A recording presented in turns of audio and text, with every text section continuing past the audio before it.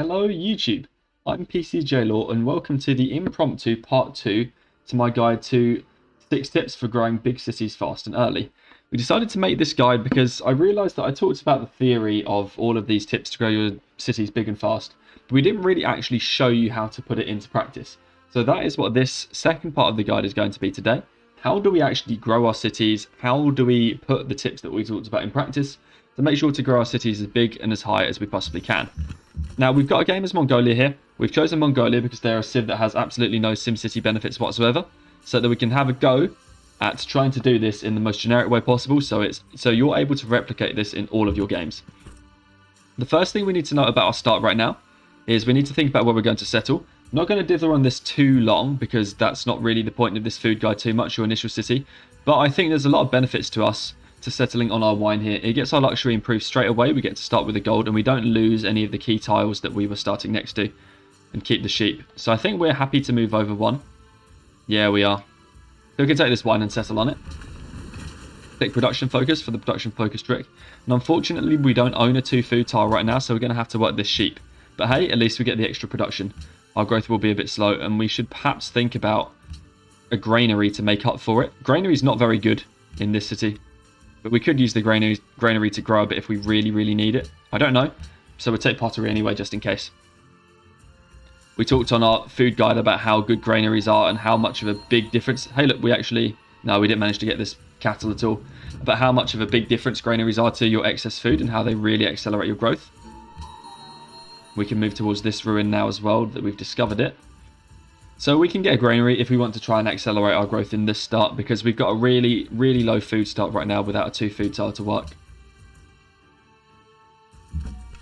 Should probably go down here towards the coast and loop back around, and this scout can go up to the north somewhere to see if we can find anything else. We'll take a second scout here. I tend to always open with scout, just because that extra information about where you need to settle can be so valuable.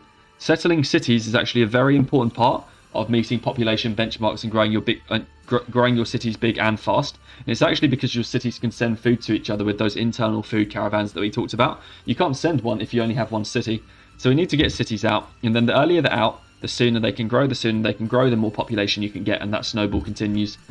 But scouts are very important for figuring out where you can place your cities and where your land is. If you don't know where your cities can go, you can't settle any cities. So we'll move towards our ruin now. Hopefully we can get that. We actually do need to meet this city-state. Hopefully it's a good one. There's Portugal. Good. We actually get this ruin. We beat them there by a turn. Pop. Nice. We actually needed that population ruin because we were really short on growth. That's actually going to allow us to not grow for a while. We are not worried about stagnating right now on 2 population, just because we've got that early population ruin now that's going to allow us to make up for the fact that our growth is otherwise slow. We actually need to go and meet that city-state as well. So let's go and do that with a warrior. This can go up north, and there's another ruin to be had, and this one goes out here. I'm pretty sure this is going to be coast up here, so we want to send our scout up there to make sure to get maximum visibility on the land. Next, we need to decide what to do. We finished pottery, so we could go granary. It's only 5 turns. Or we could go worker. We could also choose to go for a monument or a shrine. I don't see any good pantheon down here, so we can afford to skip a shrine, especially early. Maybe we even want to buy a 2 food tile to grow with now. I would love to get to this wheat. And if we can get to the wheat, a granary will be worth it. So let's buy this tile. And hopefully we can get to the wheat eventually. And then go for granary to grow. It's not something I normally recommend, taking a granary this early. But in this situation where we've got quite a low food start... Hey, we found Kathmandu. Full faith. And a natural wonder. Nice. It might actually be worth going for that shrine now so that we can get a pantheon. Now that we've got the faith, we might actually be able to get a good pantheon. So we're going to delay the granary for a bit. Apparently we took... There we go, we got Buenos Aires. So that is nearly enough gold to buy the wheat. In fact, it is. So we can start growing again. And we can start exploring around the map. See if we can find where we need to settle. It looks like we might have to settle some coastal expansions. It's something that you often hear about players not liking to settle coastal expansions when the capital is inland. But when you've got a peninsula like this, you almost have to.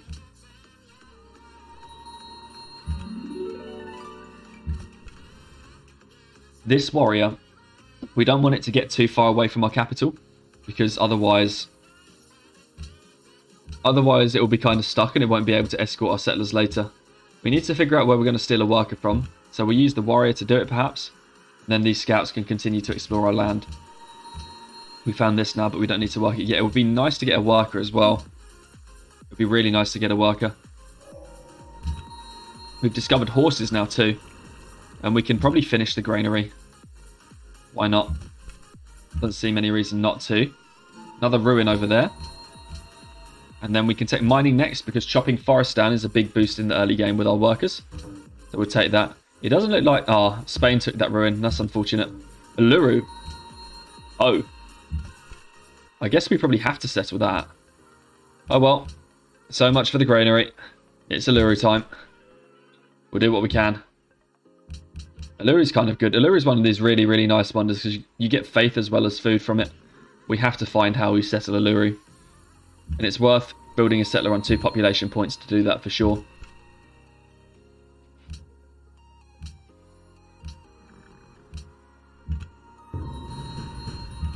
It's nice actually to find a couple of natural wonders as well, because that means that we actually have enough happiness to not go unhappy when we settle the new city.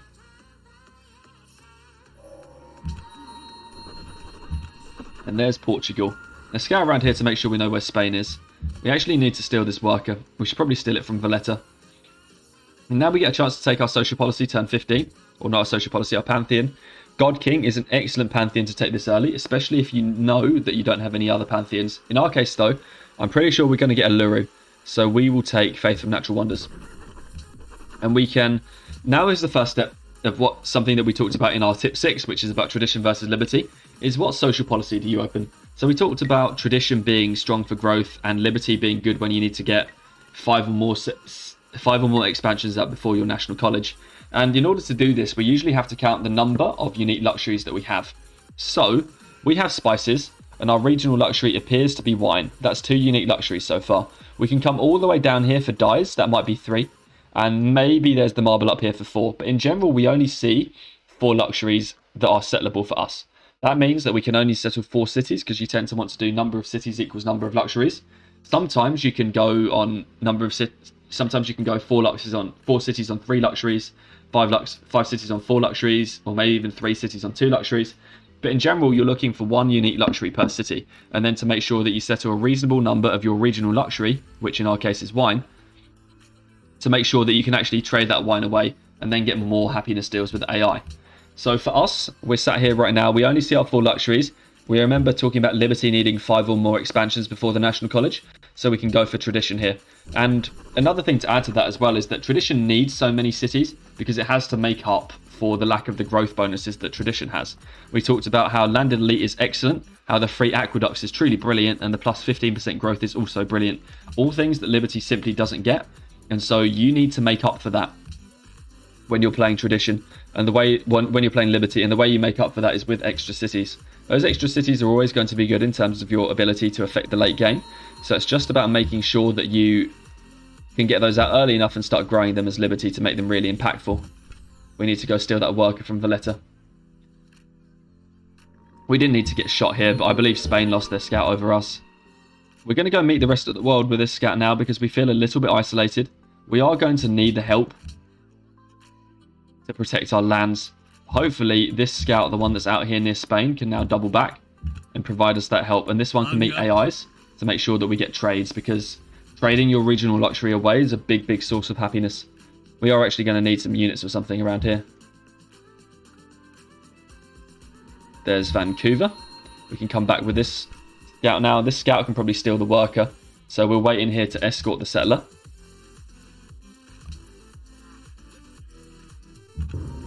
Get 1 turn for the settler. Barbarians are being a problem. We can take oligarchy next. The way you usually do tradition, by the way, generally you want to save aristocracy for last. And it's not because aristocracy is a bad policy. In fact, it's a really good policy. The reason you skip and save aristocracy for last is because if we take it now, it delays legalism, it delays landed elite, and it delays monarchy. And legalism, landed elite, and monarchy are the real highlights of the tradition policy tree. You want to get them absolutely as soon as possible. So we take a really, really rubbish policy, that's oligarchy, to make sure that we can get legalism, then landed elite, then monarchy in the fastest possible time. Because it's just way too valuable done like that. We need to get past Vancouver, but those barbarians are in the way.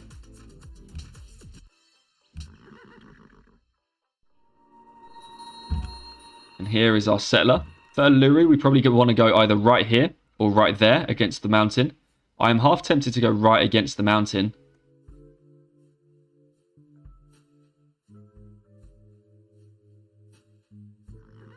I think so. Right up against the mountain would be good.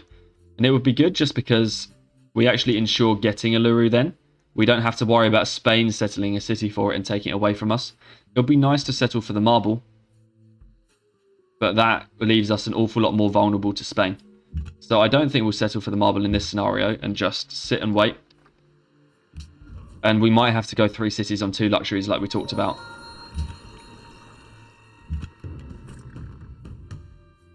Kind of need to try and see what's over there. That's a city-state, so probably no luxury for us.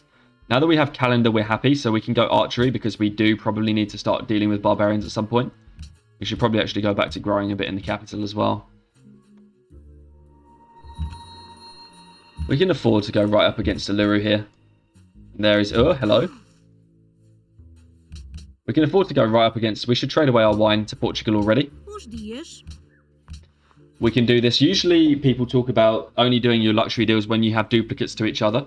Wine is our regional luxury, so we know we're going to get duplicate luxuries. And because the Deity AI literally never goes unhappy, we can trade away our lost copy to guarantee that deal for us. Remember, we don't have to worry about making the Deity AI happy.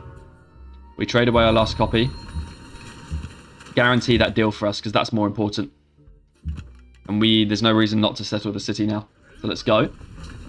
Work a Luru straight away for sure, and then get a granary. Granary, my typical build order in expansions is either worker, then granary, then library, or granary, then library. Typically, I value the granary so highly because of what we talked about, how it impacts our excess growth, that I value it so highly that granary is pretty much 100% always done before the library for that reason. Now we need to wait until we get to probably 4 population before we can build another settler. Just because we did a 2 population settler, that slows our capital down. So we need to grow it to 4 population now before we can justify getting another settler out. So we'll wait for a moment.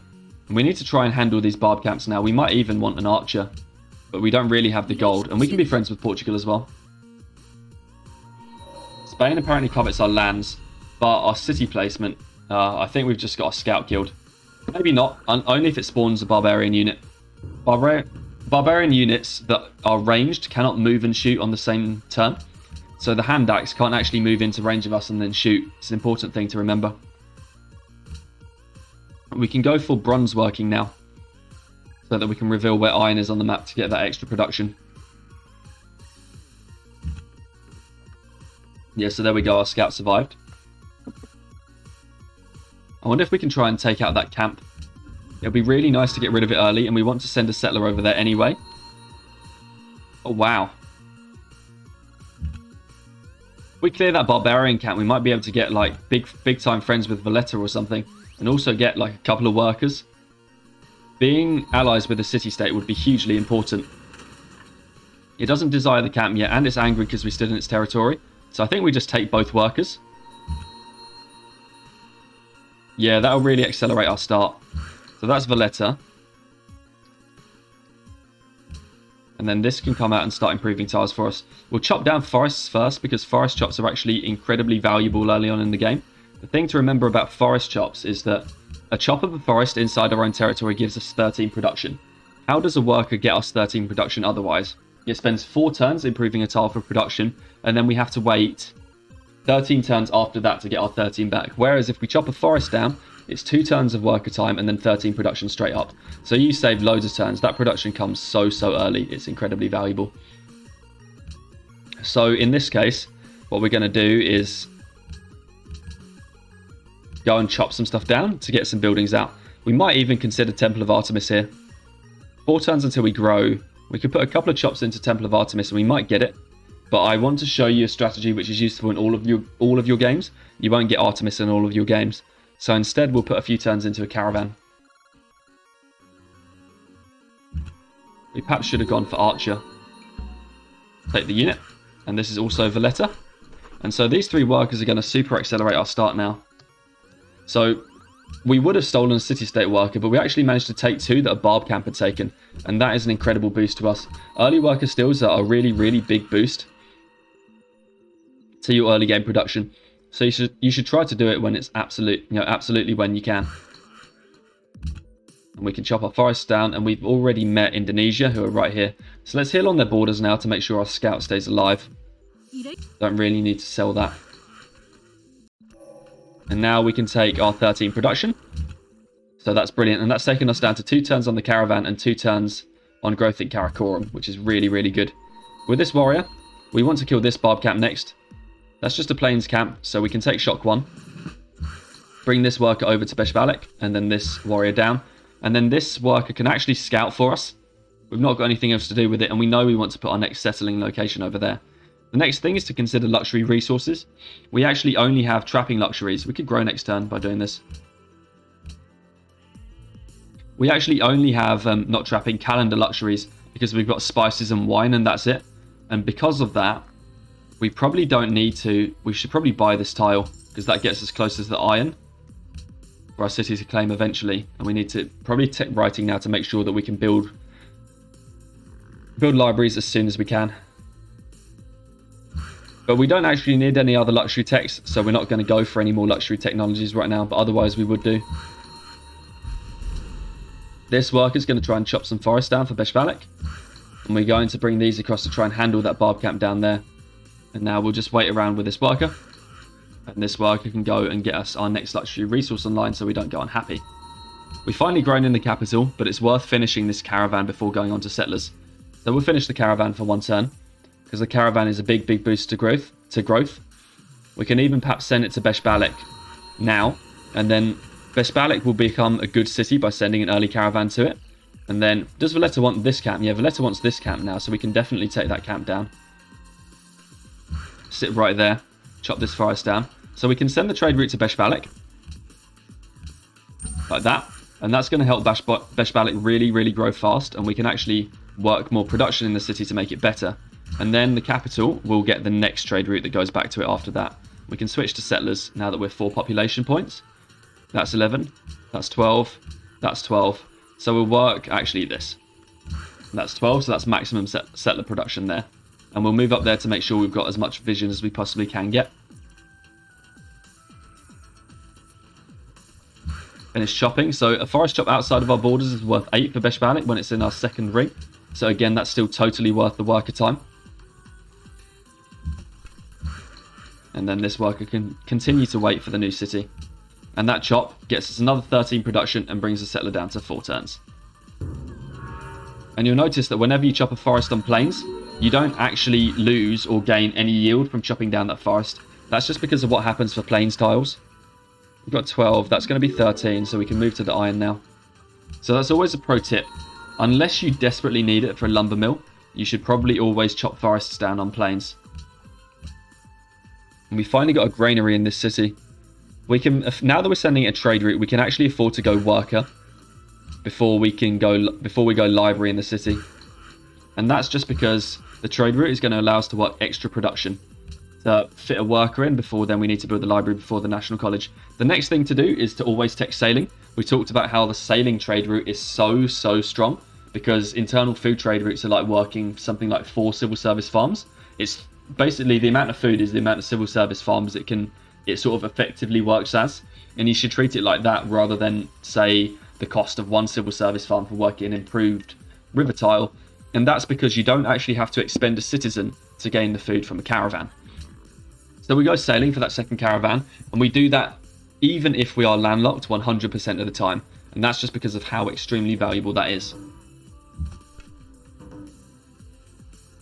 This barb camp actually spawned a trireme, which is really good. That will hopefully mean that we can kill it.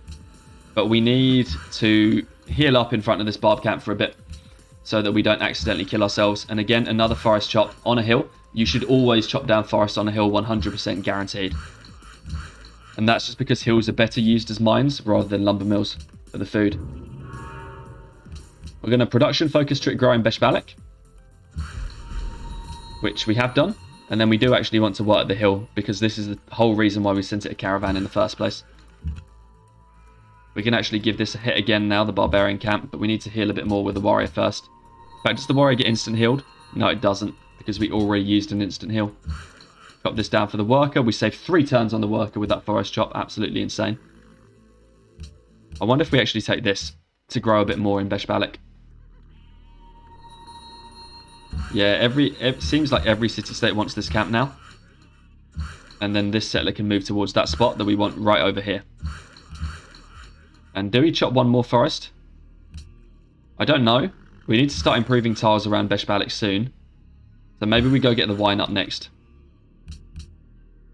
And now we finished our settler in the capital. Unfortunately, because Portugal settled Funchal, we now have no real chance of being able to get 4 cities. So we're going to have to set on 3. And we talked about in our benchmarks that on 3 cities you need 45 population, ideally by turn 100, in order to be meeting the conditions for a really good game on Deity. So that is what we're going to look to do with our 3 cities. And to start doing that, we do need to grow. Now, working rubbish food tiles like this in the early game tends to be quite bad. So in this case, I might actually favour this 1-1 tile. It gets us gold, and it still gets us a little bit of a balance of food and production. And then, what we do is once we get sailing finished, we can build that next caravan. But in the meantime, we want to put some production time into... We can actually move this scout. We probably want to put some more production time into 1 more scout to go meet the rest of the world. Or an archer, perhaps, to manage our territory. It feels bad, though. We should probably take a worker first, or actually put a turn into a library, and then turn back round for the caravan.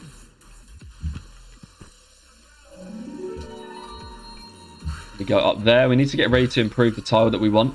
It probably actually is this wine first, so let's move the worker onto it. We get this wine as well for trades, and try and move through Indonesian territory.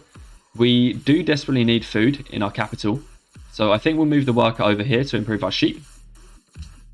Typically, you want to improve production early on in the game, but in this scenario where we're so low on food, we actually probably do want food and not production, because we need to grow our capital sufficiently early on so that we have a good chance of meeting those benchmarks.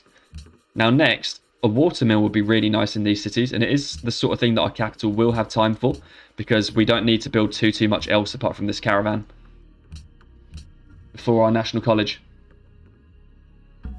And we have a profit because we settled Uluru. You might not normally get this on every Deity game, but because we settled Uluru, we actually had the chance to get a profit. So we'll found a religion, and we talk about what can be good for growth in religions. We have our one with Nature Pantheon. Tithe is 100% the best thing here from the founder belief, so always take tithe if it's available. If it's not available, church property is another one. That's 2 gold per city. That's good. Initiation rights is a nice one to take because that's 67 gold per city on quick. This is one of the few things that actually scale with game speed.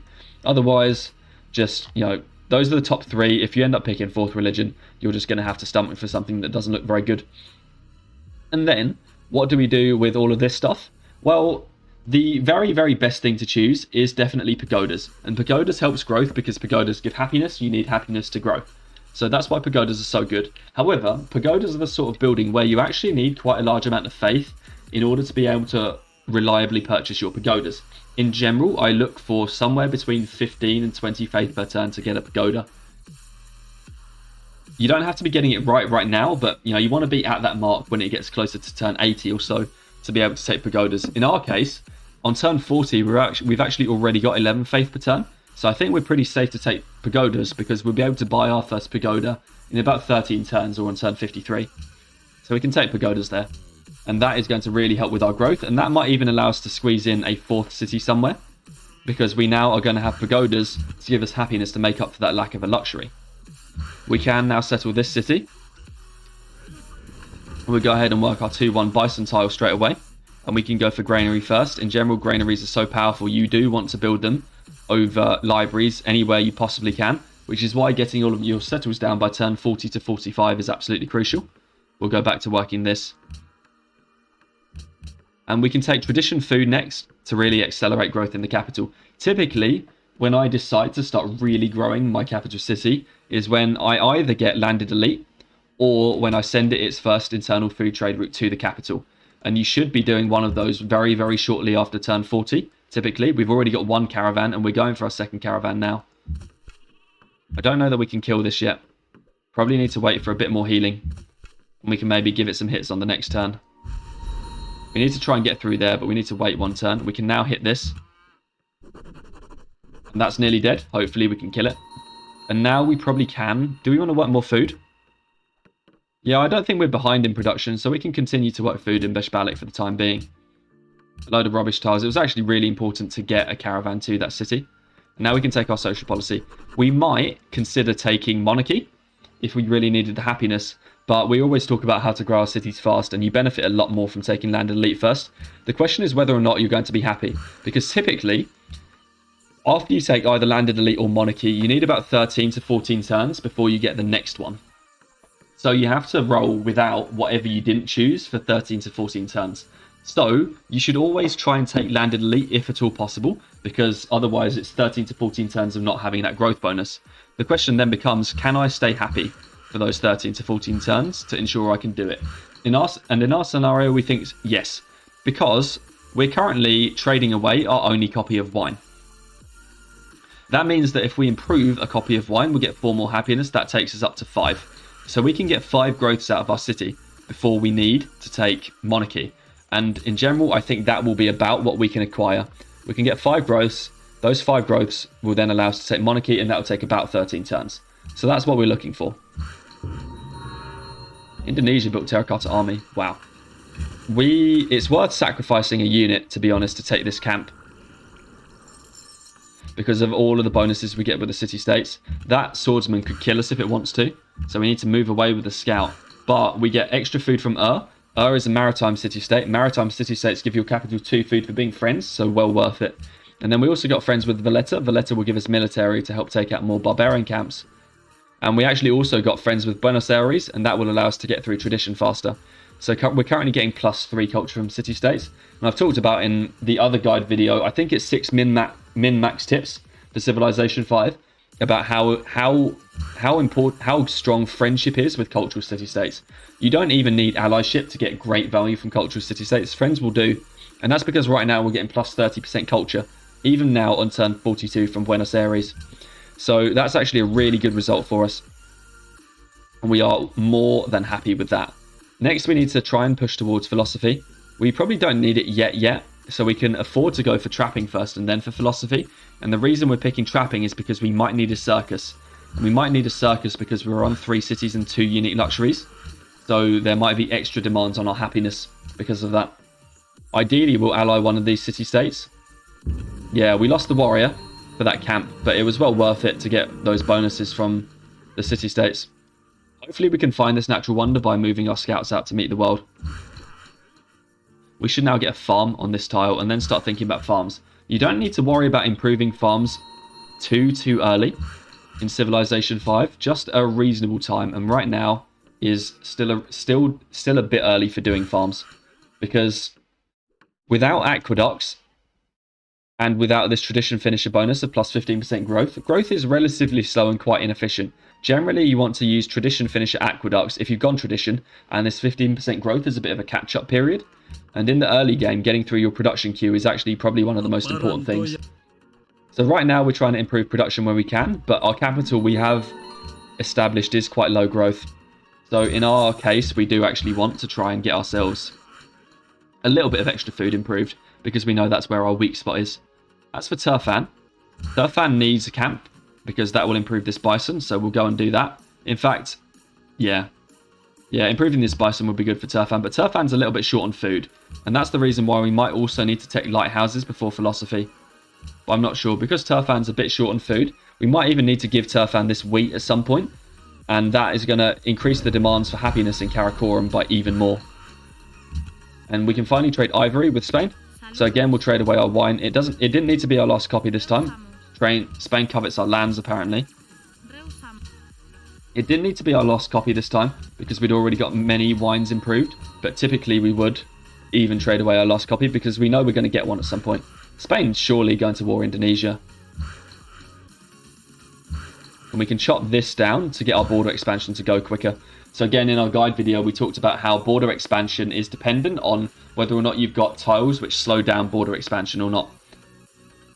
And so forests slow down border expansion, hill slows down border expansion, desert might even slow down border expansion. I cannot quite remember. And now we can start working this rubbish food tile, and we're going to do that because we now have plenty of excess food from sending the caravan and from getting this landed elite policy, that we can actually start to work some of these tiles and really grow at a fast rate. We perhaps don't need to finish the library quite yet. We can afford to squeeze a watermill instead. Watermills, as we talked about, incredibly valuable buildings. Build them if you can. That swordsman died, so that's a good result for us. And we found Kilimanjaro, so that's going to get us our allyship with Valletta, so excellent. Always try and complete city-state quests if you can. The barbarian camp ones are the easiest, but if you can get scouting around, get some camp quests or something, city-states can be of high value to you in the early game, so it's always worth getting them if you can. We need to buy this iron, just in case Spain settles that city for it. And we got there just in time. When this farm is done, we can work this tile as well in Beshbalik. And we're going to improve this now because it gives us a tile with three combined of food and production yield on it. But most importantly, it gives us 3 food. I generally wouldn't improve a non-civil service farm this early. But because we don't have anything else that's going to be giving us that magic 3 food number, we want to improve this tile first. Our apologies, we'll refrain from settling near you in the future. Okay. And there's our allyship with Valletta now. And that's important because we were going 3 luxuries. Or 3 cities on 2 luxuries, it's really important to get a city-state ally. So we've just done that. And we're going to grow with the production focus trick in Karakorum. And we can grow in Beshbalik too. And we can grow to a hill. Hopefully the Spanish settler has no idea what to do now. We're sorry this has caused a divide between us. Oh. Spanish war, huh? We actually got culture from that ruin. That's nice. We should actually go back and see if we can do anything to stop this war from coming.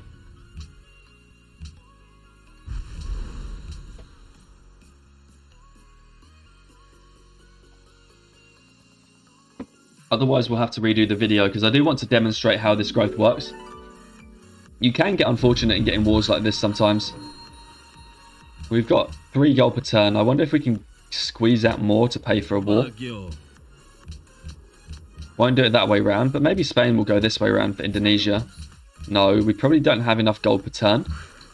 So we should try and work some more gold per turn so that we can have a number that looks acceptable for the AIs to do for us. I think we're working all of the possible gold we can now. Yeah, we are. So we're up to 5 gold per turn. That might not be enough. I mean, it looks like they should war each other, right? Apparently they won't. So it looks like we're going to have to scrap this game, unfortunately. It's a shame about the war. I mean, maybe we can hold Spain off anyway. So we'll bring this worker back. And we might just be able to hold Spain off without doing anything. Probably means we shouldn't be working this gold now. We're sorry, this has caused a divide between us. There's a war. We should be able to stop all of these units because of how we've settled Beshbalik anyway. But it was probably worth a try to see if we could have this game go unimpeded. We got a culture ruin again. Karakorum grew. And Beshbalik grew. We probably do want to work production in Beshbalik. We're going for a library and then we do need an archer. We almost need the archer first. I don't know. Yeah, we probably do need the archer first. Even though the library's only 1 turn, libraries aren't that important in the early game. We've got Valletta as our ally as well. Oh. Yeah, let's defend that. Now we've got our 3 food and production tile to ensure Karakorum can grow. We can keep our war going, or sorry, our deal going with Portugal. And look, we got gifted a spearman. That spearman is going to be pretty game-changing for this defense. I don't think we're going to have any problem defending now because of precisely that. Wow, this is some weird terrain to go through. And this worker probably needs to go and get horses online. If we get horses online, that'll enable us to... Can maybe get some more gold up as well. Improving gold doesn't really help Turfan though right now. Or not, improving wine, because we're getting all the trades we can. I wonder if we can pay Indonesia towards Spain yet. No. Will Spain peace? Also no, but we can keep that spearman up on the hill. And generally deal a lot of damage. Scout is not really doing a lot. We need to get the horses up. We also need to get that wheat improved, so we'll start improving tiles. And we can start bombarding Spanish units that try to come through. And get... This work is kind of a bit redundant here. We need to chop this down. And this work can come down and complete that farm. And we just fortify up there on a hill with our spearmen. Sounds good to us. We need to grow in here. So we'll unfortunately work this bad food tile for a bit. And we'll take an embassy with Portugal. Spain's still coming. They've got a catapult now. But with our archer, we should be able to defend this. We'll get the archer out there. We can even probably go for one more archer. And this is the power of sending one of your other cities a cargo ship early on in the game. We'll work something like that. Because this city is ready to build things like archers on turn 51 when it otherwise wouldn't have done. And here we can get monarchy now for the tradition happiness. And we did manage to make it here in time. Chop this forest down again because of how strong forests are. We'll keep improving this wheat for the capital. Karakorum actually finished its library. We can buy our pagoda. And that's going to get us up to 17 faith per turn. So now we are in range of doing good pagoda stuff. And we'll get one more archer to try and handle Spain. And then I think we're all good. We even probably should work some food now to grow to production focus trick. Spain isn't really trying much. They've picked a really bad way to attack into us, and that is precisely why we settled this city here. Remember, we talked about it earlier. When they start getting close, we'll be able to do some damage, but they're not even really threatening a lot right now. Karakorum grew. We can work the production for a while we don't have any better tiles to work. Turfan will be good once it gets a granary, but we just need the granary to get down first. We've gone classical, and we can move this archer out now. 3 archers would be more than enough to deal with everything that's currently here from Spain. So we don't need to do anything more than that. We can go back to doing very simmy things in the capital, like building one more worker, because we're going to need it. Generally, we advise 2 workers per city. But if you've got enough good workers out early and you're not too far behind your worker queue, you can go 2 workers per city -1. Right now, we have 1, 2, 3, 4 workers. So we're not at either. So we need to build 1 more worker in order to meet our 2 workers per city benchmark. The next thing to do now we've got philosophy is to get optics, because Turfan is going to get immeasurably better with a lighthouse. We almost should give it this wheat as soon as we get some more good tiles for our capital to work. And we'll get those soon. Spain still hasn't really made a move on us. That's okay. That's allowed us to prep our defences. And we can get back to get a mine up for Turfan now. A mine will be really good to work in Turfan. And then we can go library next. We can grow next turn, and then perhaps we'll try and push for production or something. We might need to send Turfan the next caravan. The one that's going to Beshbalek might just need to turn around and go to Turfan as soon as it's done. But that's exactly what we built it for. We're just going to hang next to Kilimanjaro. And this can indeed get us a mine there. And we can start using our archers to do some damage to Spain. Hopefully Spain will give this game up at some point. They actually will already. We can probably milk them for a bit. We don't need the peace. I mean, there's a food tile that there's an iron tile that we're not working. But in general, it's otherwise not causing as many problems. So we can probably just kill some units for a while. There's a conquistador that's showed up now. That's a little bit more questionable. We might struggle with that. Oh, we pieced. Yeah, well, I accidentally pieced that. Didn't actually mean to do it. I think I meant to press goodbye. But hey, we pieced now. Maybe we can keep the war away from us for this foreseeable future. We can keep improving stuff around here. We've got a couple more of these farm tiles up now, so we can work that. And maybe when we get one more, we can pass up the wheat to Turfan. Because Turfan needs some help. A barb is actually blocking us right now. This is kind of okay for Turfan. Yeah, Turfan desperately needs that wheat. Once we get one more food tile for the capital, we'll give that up. And then we can send Turfan that caravan. Do we need one more worker? We're doing okay. The one worker will be a nice accelerator though. So let's take it. And then over here, we can actually get a shrine to try and work on some more faith. Turfan 8 turns. And then we go lighthouse after that for 10 turns. And that's when Turfan starts getting good. I wonder if we build a temple in the capital. Probably don't need it. The next question is, what do we do after we've finally got our national college tech? So there are 2 paths you can choose to go for. You can either go for the civil service path, which is for maximum food, or you can go for the engineering path for this additional trade route. Both are great ideas, and it usually depends on how many civil service farms you think you're going to get by the time you get to civil service. Remember, it takes 4 turns per worker to improve a farm.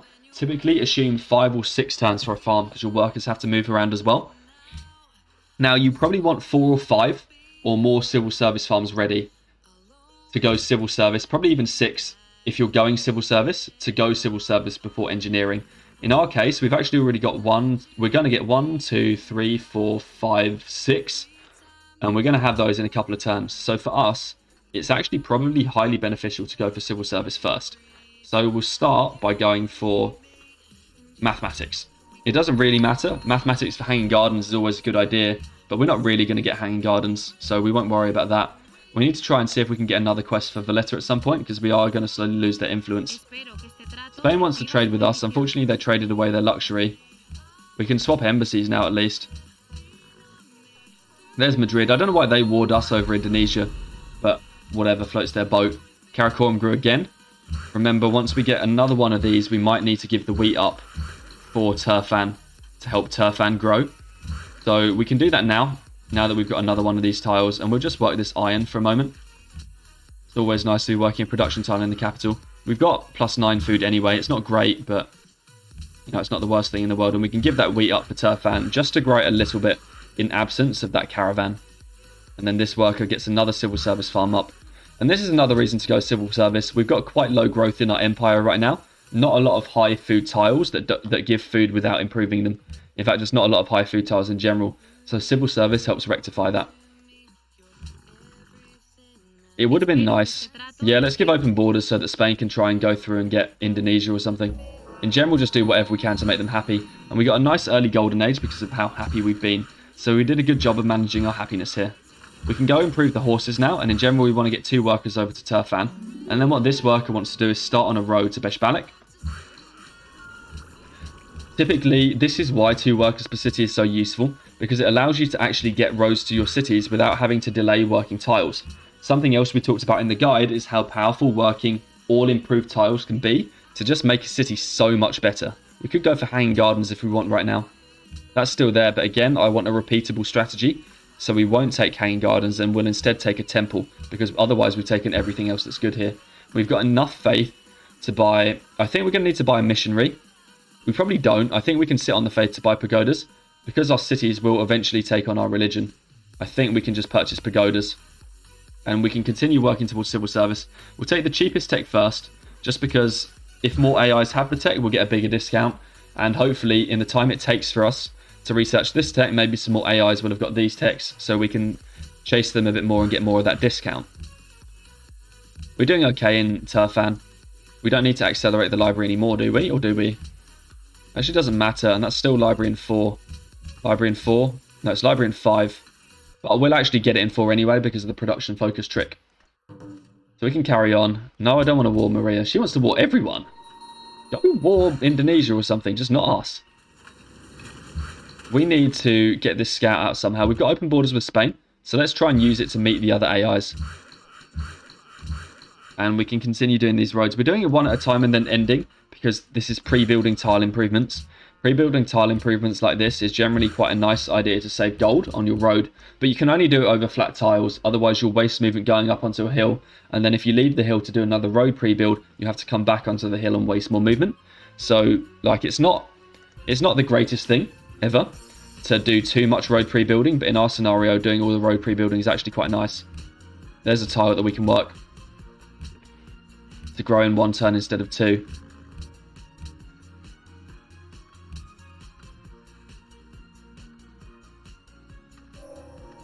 What happens here? They want us to denounce Spain. I would love to. I would absolutely love to, but I really don't want to war them anymore. They will come back with higher tier units next time.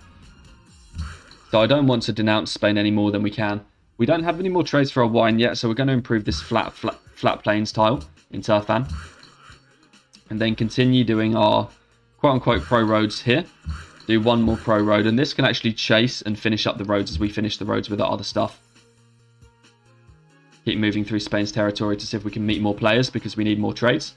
Cheapest tech? Unfortunately neither, so we'll take currency first because it's the most valuable to us in case we want to market.